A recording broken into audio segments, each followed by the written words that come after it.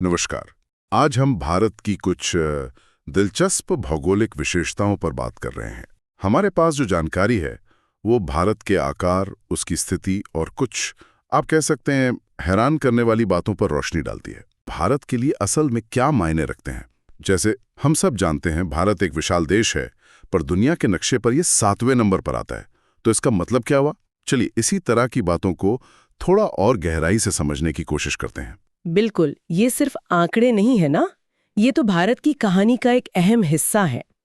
तो शुरुआत भारत की स्थिति और आकार से ही करते हैं।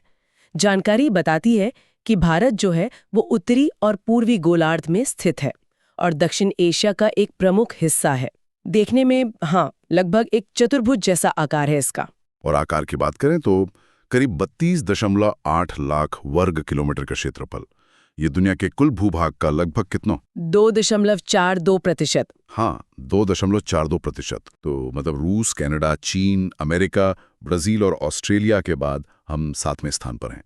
छोटा तो बिल्कुल नहीं है। बिल्कुल नहीं। और जनसंख्या के लिहाज से सोचें तो 2011 के आंकड़ों के अनुसार ही दुनिया के 17.5% से ज्यादा आबादी यहाँ रहती थी। बाप रे, 17.5%? हाँ, तो इतने बड़े क्षेत्रफल और इतनी बड़ी आबादी, इसको संभालना ही अपने आप में एक बड़ी बात है, एक खासियत है। सही बात है। अच्छा, अब इसके फैलाव को देखें जरा। उत्तर से दक्षिण मतलब कश्मीर से कन्याकुमारी तक लगभग 3,214 किलोमीटर। हाँ। और पूर्व से पश्चिम अरुणाचल से गुजरात तक ये है 2,933 किलोमीटर। यहाँ एक बड़ी दिलचस्प बात सामने आती है। अक्षांश और देशांतर दोनों का फैलाव लगभग 30 डिग्री का है। हाँ, और ये जो 30 डिग्री का देशांतरीय विस्तार है ना, इसका सीधा असर पड़ता है समय पर।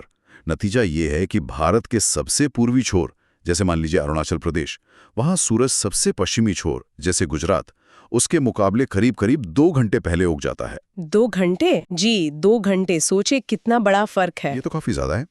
इसका मतलब देश के एक हिस्से में सुबह हो चुकी है अच्छी खासी, जबकि दूसरे में अभी अंधेरा ही है। खैर, इसी विशाल विस्तार के बीच से कर्क रेखा वो भारत के लगभग मध्य से गुजरती है और ये 8 राज्यों को छूती हुई निकलती है। गुजरात, राजस्थान, मध्य प्रदेश, छत्तीसगढ़, फिर झारखंड, पश्चिम बंगाल, त्रिपुरा और मिजोरम। बिल्कुल। और देखिए, समय के इस 2 घंटे के अंतर के बावजूद पूरे देश के लिए हमने एक ही मानक समय तय किया हुआ है। ये 82.5 डिग्री पूर्वी देशांतर रेखा पर आधारित है, जो प्रयागराज के पास से मिर्जापुर या नैनी से गुजरती है। अच्छा। और ये ग्रीनविच मीन टाइम मतलब जीएमटी से 5.5 घंटे आगे है। ये रेखा भी अगर देखें तो 5 राज्यों से होकर जाती है: उत्तर प्रदेश, मध्य प्रदेश, छत्तीसगढ़, ओडिशा और आंध्र प्रदेश। तो एक मानक समय रखने के अपने फायदे तो हैं, पर शायद कुछ मुश्किलें भी होती होंगी इससे। हाँ, वो तो है।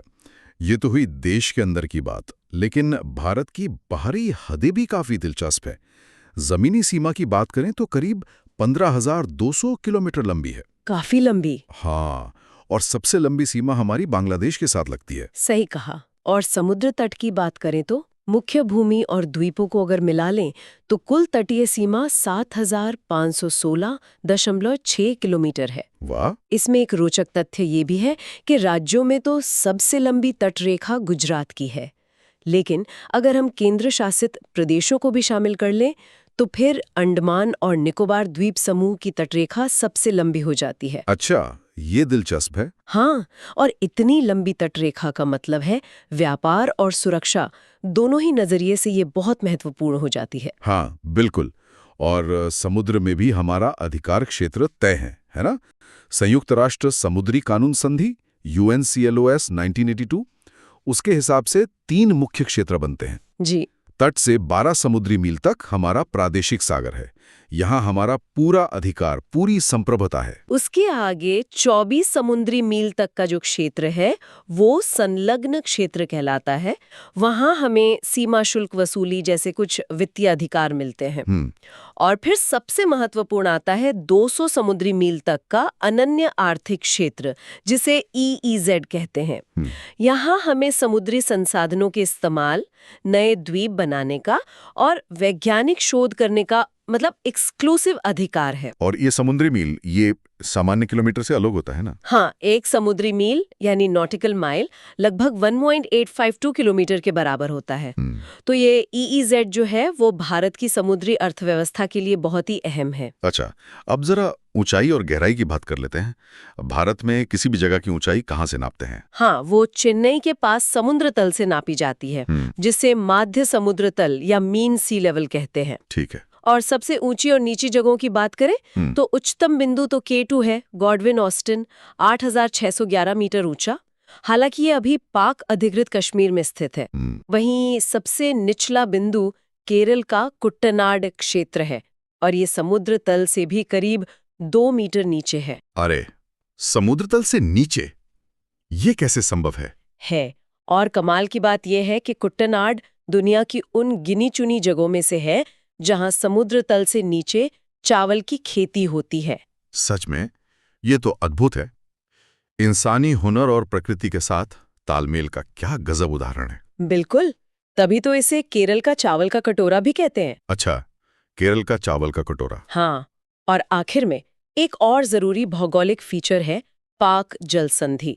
ये पानी का एक संकरा रास्ता है भारत के तमिलनाडु और श्रीलंका के बीच। ये पाक खाड़ी को मन्नार की खाड़ी से जोड़ता है और इसके दक्षिणी छोर पर वो पौराणिक महत्व वाला राम सेतु या जिसे आदम सेतु भी कहते हैं वो स्थित है। अच्छा, तो इन सारी जानकारी को अगर हम समेटें तो क्या तस्वीर उभरती है हमारे सामने? हमने देखा भारत का विशाल आकार, उसकी महत्वपूर्ण अक्षांश और देशांतर रेखाएं, कर्क रेखा का गुजरना, जमीनी और लंबी समुद्री सीमाएं, हाँ, और K2 जैसी ऊंचाई से लेकर कुटनाड जैसी गहराई वाले अनोखे बिंदु। बिल्कुल, और ये सिर्फ भूगोल के मतलब सिर्फ तथ्य नहीं है, ये सीधे सीधे भारत की जलवायु को, खेती को, व्यापार को, सुरक्षा को और यहाँ तक कि लोगों के रहन सहन को भी प्रभावित करते हैं। सही कहा। जैसे आपने कहा कुटनाड की वो अनोखी खेती हो या फिर इतनी लंबी तटरेखा का सामरिक और आर्थिक महत्व, ये सब भूगोल से ही तो जुड़े हैं। बिल्कुल सही। और जाते जाते एक सवाल शायद हमारे श्रोताओं के सोचने के लिए छोड़ सकते हैं। हमने बात की कि भारत के पूर्वी और पश्चिमी हिस्सों में सूरज उगने में करीब 2 घंटे का अंतर है, देशांतरीय विस्तार के कारण। फिर भी पूरे इतने बड़े देश के लिए केवल एक ही मानक समय क्यों अपनाया गया है? क्या इसके पीछे कोई खास वजह रही होगी? और क्या इसके कुछ ऐसे प्रभाव भी हैं जिन पर हम आमतौर पर ध्यान नहीं देते? सोचने वाली बात है। मिलते हैं किसी और नए वीडियो में, पढ़ते रहिए और ध्यान रखिए। धन्यवाद।